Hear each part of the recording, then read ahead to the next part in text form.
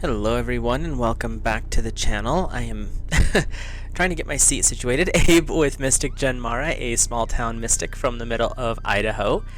And tonight we're going to go see where this video goes. I don't plan on doing too long of one, but this is June 20th today, when I'm recording this I should say. And the holiday that is coming up tomorrow on June 21st, it is a Sabbat. It's one of the 8 Sabbats of the ancient pagan Wheel of the Year.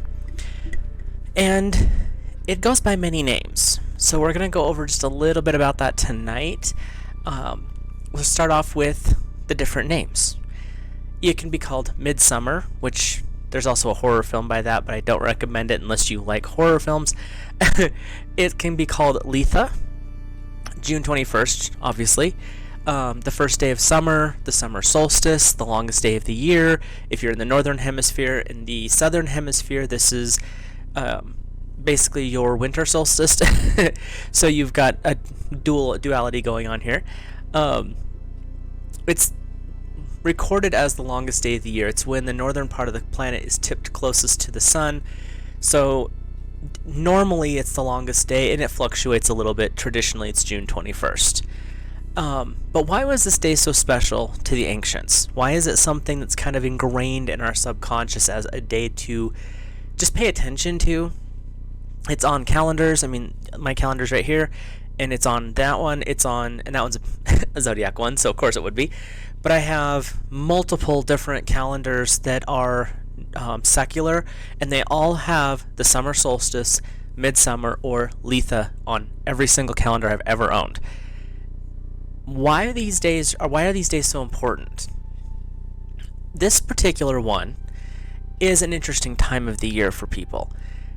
In the ancient beliefs, this was a gateway to the fairy realm. This was the day when the gates could be opened by us mere mortals without the fairies being involved.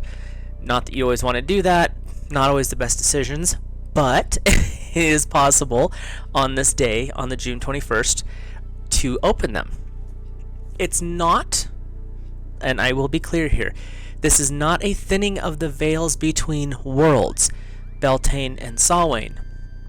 That is when the veil to our world, it becomes permeable and we can access many other worlds. The multidimensional theories, the different realms, the fairies, the gods, all of that stuff becomes very thin on those 2 days.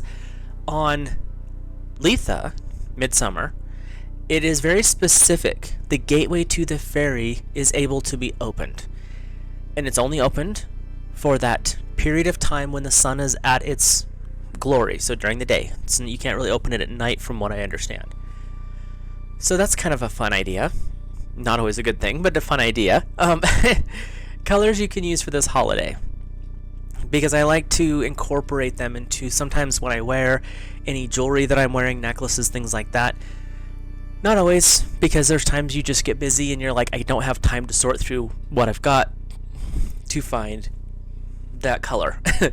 But this one has a lot of vibrant colors with it, so it's not too difficult. The colors for Litha are golds, greens, yellows, some browns, because you're still dealing with some earth fertility energy, and anything with flowers or produce, corn. I've seen some necklaces that are pumpkin. Yes, you can use that here too. Anything that's really about life, living, and prosperity, and that's where you get your corn stuff. You can use flowers are a good way to celebrate this particular holiday as well. The overall energy of this holiday, though, is masculine. This is the peak of the divine male. It's the time of balance as well between the masculine and the feminine. We just had a new moon cycle, so the goddess is in her waxing period. She's becoming robust and her energy's on the rise. This is the holiday where the Lord's energy is at its apex. Sorry, I was drinking kombucha earlier. June is... Sorry. Get my notes. Just as with all full moons, they have the power over the course of 3 days. So you have the day before the full moon, the day of the full moon, and the day after. The midsummer solar energy, from what I have seen and my personal experiences with it, it tends to be the week before, the day of, and the week after. So that's right now we're in the upswing. Tomorrow is the absolute peak of this divine solar energy, and then it will taper off for another week during the time of basically the energy spike, if you want to call it that. The solar and lunar energies are really close, which happens usually about every 6 or so years, sometimes 7. And when you have the full moon aligned with, or the waxing moon getting the second quarter, of the full moon, so you're getting that waxing energy at its peak, the magical energy that can come through at that time is unbelievable.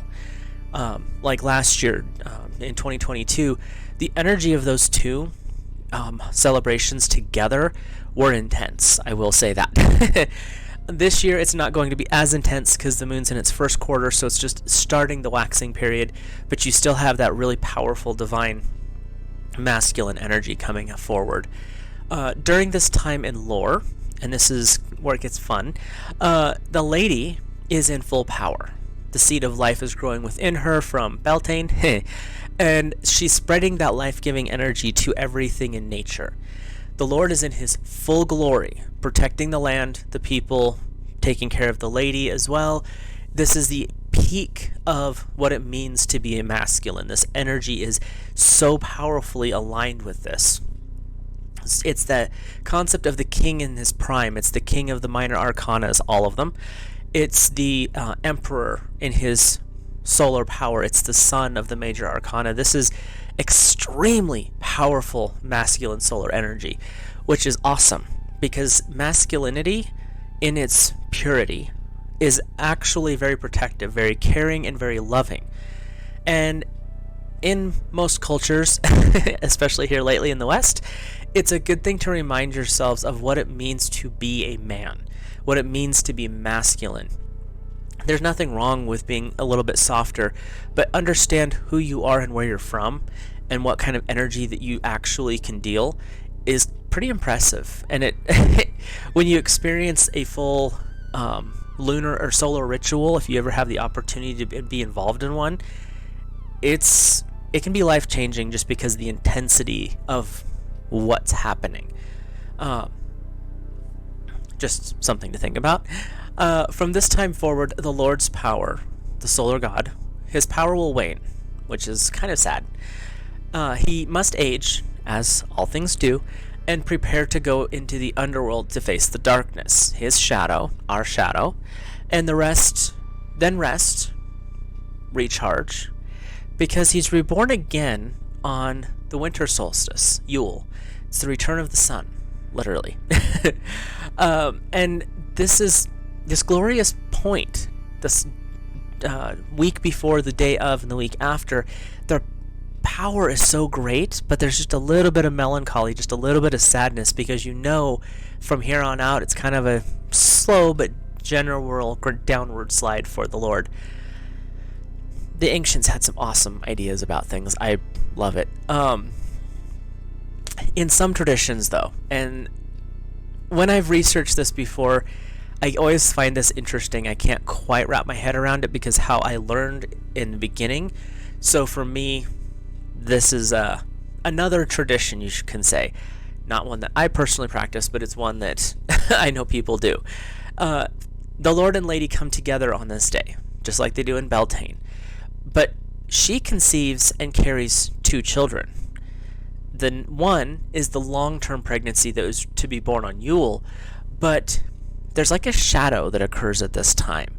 And it's when she conceives on this day, she conceives the Lord's shadow side.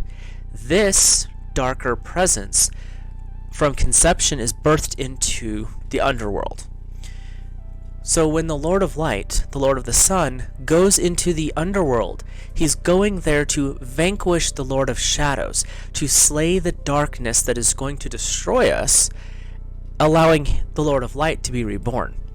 Kind of a fascinating story. Not, like I said, not the way I learned, but it's still a cool story.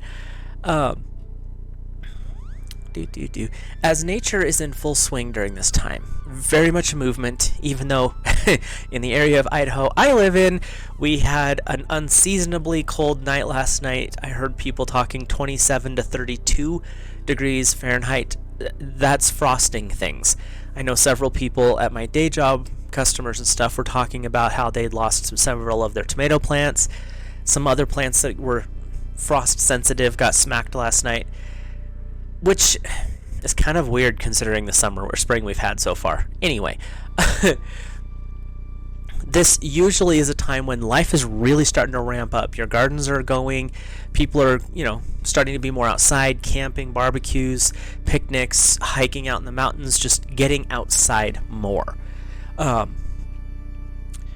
So the Lord and Lady's power radiate out. They protect us, they guide us, they strengthen us, preparing us for the coming winter, the coming darkness, the cold, the time of less of everything, except for each other and being indoors. But that's part of life and part of the cycle of life. This is the time as well when the intentions that you were setting at Yule are going to manifest. So whatever you were setting at Yule, at New Year's, play times like that, and if you've done your part and you've worked following the next steps, following your intuition, going with the flow, as I talked about in yesterday's video, this is when that stuff really starts to become manifest, where you really start to notice those changes coming out and coming forth. You can also adjust them as they're coming out to be like, not quite there, let's move it just a little bit this way. But this is when you will really see the fruits of that labor. Celebrations you can do for this time with your family, usually with family. If you're like me and you live a ways from family, you can always do this stuff on your own with friends. If you are in a group, that's even better. But it's things like bonfires. Of course, it's wheel of the year, you gotta have fires at it, right? Barbecues, being outside. Really get outside on June 21st. Feel the sun on your face, splash flowing water from a spring, if you can find one, like a little creek. If not, run through a sprinkler. Remember what it feels like to be a kid. Take your shoes off, feel the grass under your feet, and go play. It doesn't matter if you have to work during the day, do it in the evening. But get outside, enjoy the day, have fun. Really anchor into this energy of the sun, of the feeling of life, the feeling of abundance, the feeling of joy. These holidays are for us to connect with the divine. They're for us to really tap into the energy of the season. If you're in a big city, you'll notice that the seasonal changes don't fluctuate that much. They do, but it's not like when you're in a more rural environment where you really are aware of seasonal changes. And going outside and doing things on these specific days reconnect us to the heart of the planet, to Gaia, so that we are more in tune with nature, allowing us to go with the flow a little bit easier. You may think I'm crazy, that's fine, a lot of people do. But when you can tap into the energy of the planet and really ground into that feeling, ground into the seasons, you notice you'll feel better, you'll notice things differently. It may not be immediate, it might be, but over time you'll notice that you feel more connected to your fellow man, woman, whatever. But you're also going to feel more alive within yourself by being in this more fluid state. So, one last little note here. What's interesting to me about this holiday, and I get a little passionate about the holidays because they're special. This is when we connect, like I said, to the divine.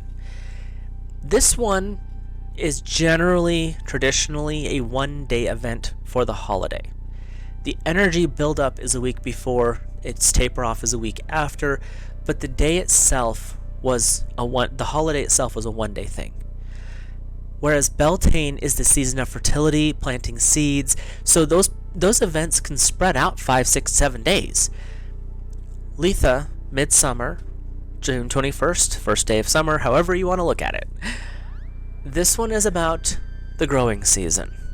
you're weeding, you're watering, you're tending your gardens, you're herding your animals, you're moving from pasture to pasture.